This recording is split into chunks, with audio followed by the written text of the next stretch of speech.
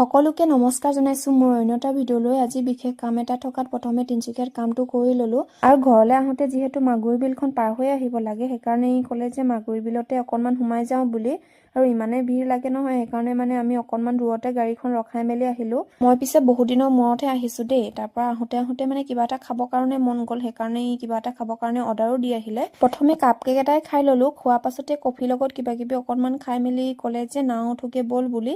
মোৰ পিছে বহুত ভয়ো লাগিছে, তথাপিও মানে গৈছো আৰু দেই উঠিবৰ কাৰণে। মোৰ জীৱনত প্ৰথমবাৰ বুলি ক'লেও বেয়া নহ'ব, যেতিয়াই ঠেলি দিলে নহয় তাৰ পাছতে মানে ইমানে ভয় লাগি গৈছে, চকু মুদি গৈছোগৈ মই। তাৰ পাছতে যেতিয়া মানে বিলখনৰ মাজলৈ গৈ আছো মানে ফুলবোৰ দেখিছো, চৰাইবোৰ দেখিছো, সকলো ভয় মানে পাহৰি গৈছো একেবাৰে। তাৰ পৰা এফালে আমি ভিউ পইণ্টলৈ গ'লো, মানে মাজত এটা ভিউ পইণ্ট বুলি আছে। তো এফালেতো আপোনালোকে যিসকলে আহিছে সেইসকলেতো গম পাইছেও, আৰু যিসকলে অহা নাই সেইসকলক কৈছোঁ আপোনালোকে নিশ্চয় এবাৰ ইয়াত আহি মেলি যাব, মানে বহুত ভাল লাগে, ক'ব মানে ভাষা নাই আৰু। তাৰ পৰা যিহেতু গধূলি হৈ আহিছিলে আমিও ঘৰলৈ গুচি আহিলোঁ।